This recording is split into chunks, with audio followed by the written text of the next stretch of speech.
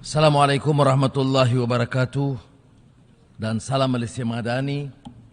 Izinkan saya bagi pihak negara dan rakyat Malaysia mengemukakan pandangan ke arah keamanan dan kesejahteraan sempena Perhimpunan Agung PBB New York September 2023.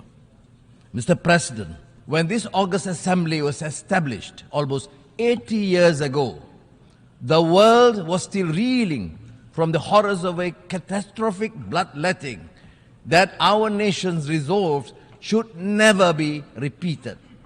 A decision profound in wisdom, magnanimous in intent, and bold in ambition was made so that the General Assembly would become the main deliberative, policy-making, and representative organ of the United Nations. A decision that manifested no less than the very strength and courage of our convictions. By giving equal voice to the sovereign nations of the world, the founders of the United Nations pursued a vision of a more democratic world predicated on the dictates of equity and justice. This was a vision that consigned to the past the predations of the strong of the weak, the strong over the weak, of the rich and powerful over the poor and the marginalized, and of the big powers over the rest. That vision, in my opinion, has been utterly shattered to pieces. Today, we find that the major powers and those that aspire to greater international status are increasingly casting the United Nations aside for smaller, supposedly more efficacious platforms. As the powers that be continue to pay lip service to the imperative of multilateralism, we see the emergence of minilateralism instead, effectively becoming fragmented configurations of power. Mr. President, we are living in a deeply polarized world.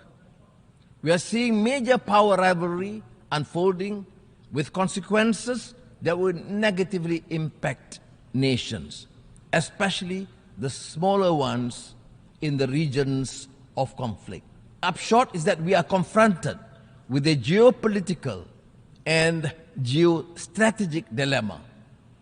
While the major powers continue to assure that a binary choice is not being imposed, the reality for many is that it is the only choice offered.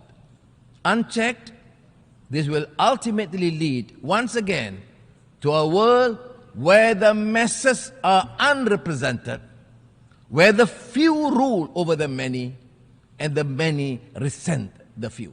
The lofty ideals and principles enshrined in the UN Charter call upon nations to resolve their disputes through peaceful means and refrain from the threat or use of force against the territorial integrity and sovereignty or political independence of any state.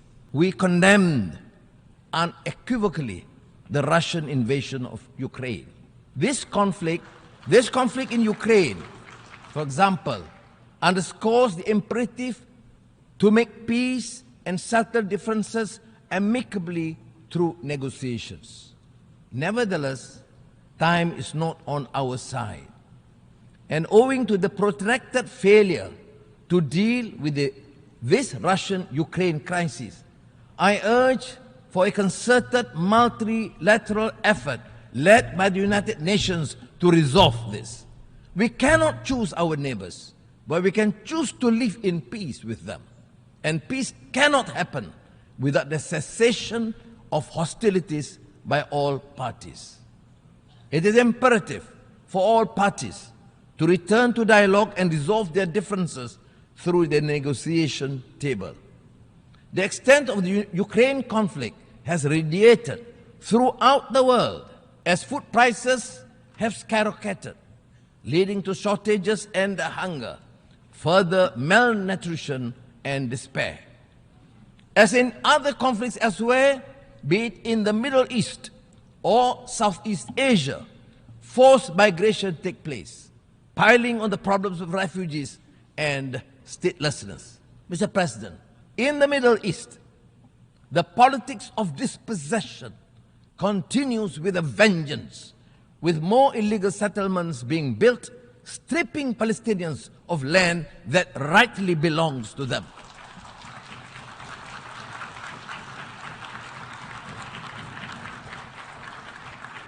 This constitutes a gross violation of international law. It also poses an insurmountable obstacle to a two-state solution, not to mention the continued killings. There is also flagrant hypocrisy in dealing with the issue of Palestine. The international community must speak up against the atrocities committed towards the Palestinians, even as they so vehemently speak out against human rights violations, injustice, and abusive regimes. On Afghanistan, Malaysia remains deeply concerned with the dire humanitarian situation in the country. This is especially so given that the country is grappling with its third consecutive year of drought and devastating locust infestation that severely undermined wheat harvests. On our part, Malaysia is committed to continue its existing people-to-people relations with Afghanistan, including through the provision of humanitarian aid. However, we remain resolute and firm in our call on the authority of Afghanistan to reverse their exclusionary and discriminatory policies against women and girls. Denying their right to go to school is a violation of the teachings of Islam, not to mention the UN Charter and the multilateral framework of human rights. They are also profoundly detrimental to the future of Afghanistan. Mr. President, we are deeply horrified by the continued post-coup violence and instability in Myanmar. This is currently among Southeast Asia's and ASEAN's biggest strategic and humanitarian challenges in recent years. The barbarism and depravity inflicted upon the people of Myanmar is indefensible and goes against the values or principles shared by the peoples and the region, in the region and globally. The support of the international community, including the United Nations, is crucial to urge continuously and maintain the necessary pressure on the military authorities to reverse their course. Inasmuch as the principle of ASEAN centrality dictates the continued atrocities must end, Malaysia calls on Myanmar to immediately implement the ASEAN 5-point consensus towards achieving peace and stability in the country. ASEAN is navigating the rivalry between the major powers in the Asia Pacific. Malaysia believes that any strategy undertaken should neither start nor exacerbate a race for dominance. Instead, such strategies should contribute to peace and stability, security and prosperity in the region. Mr. President, scientists have confirmed that the world has just experienced its hottest summer in history. We have heard Secretary General Guterres gravely declare that climate breakdown has begun. Even Malaysia is seeing an increase in adverse impacts of climate change, with increasing temperature, rising sea levels, intensified monsoons, and erratic weather patterns disrupting livelihood and degrading local ecosystems. As such, we have not a moment to lose. Malaysia is doing its part by developing low-carbon and renewable energy roadmaps to implement mitigating and adaptation strategies. The newly launched National Energy Transition Roadmap should aid us in achieving our NDCs as well as lighting the path towards our net zero aspirations. Discussions on climate change in the absence of equity, justice, and the necessary means to assist and empower countries to undertake greater climate action is an exercise in futility. We also urge the developed countries to fulfill their commitment of mobilizing $100 billion a year to support climate ambition endeavors of developing countries, while recognizing that trillions of dollars per annum will be needed in the near future. Mr. President, the 2023 SDG report has confirmed that we are falling behind, with nearly a third of the targets either at the state of inertia or worse, regressing. The global economy is also projected to continue to be weighed down by geopolitical uncertainties, supply chain disruptions, increase in commodity prices, as well as challenging financial conditions. This has widened the gap between economic growth and income, leading to a continuous disparity. As the growth in income fails to match economic growth, households become burdened with debt. We now have the super rich living side by side with the ultra poor. The contrast lies starkly in the things that matter: food on the table, shelter, access to quality education, healthcare. These factors cry out for drastic systemic reform, a total reset of global institutions that impact our lives. Or else we will continue to face widening inequality, setting apart nations and peoples. Mr. President, we are concerned over the emergence of a new form of racism characterized by xenophobia, negative profiling, and stereotyping of Muslims. This is manifested in an alarming trend of hatred, intolerance, and acts of violence against Muslims and their sanctities. We are appalled by the legitimization of these acts under the feeble defense of human rights. Quran burnings are nothing but a clear Islamophobic act intended to incite hatred.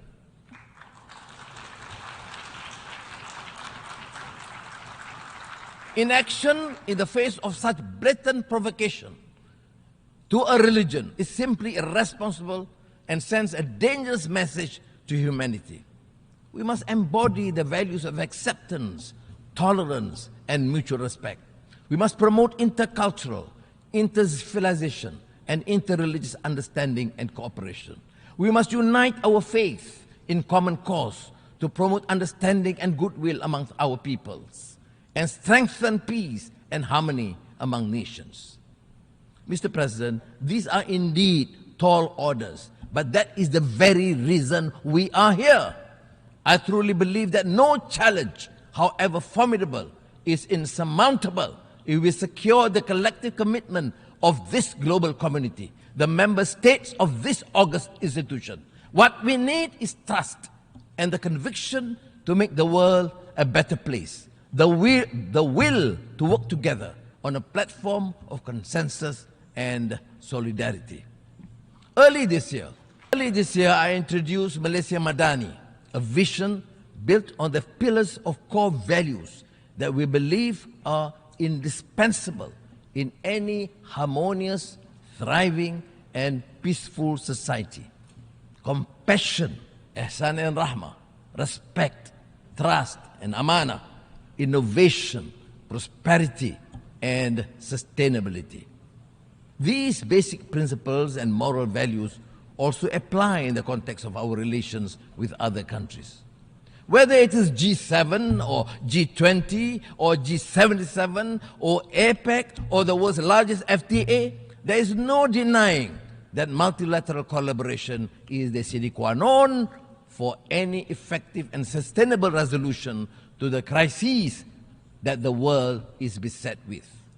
In this regard, it bears stressing that Malaysia's commitment to the UN and the multilateral system is born out of the strong conviction that all countries, no matter how big or small, rich or poor, strong or weak, have a common responsibility to towards creating a better world for tomorrow.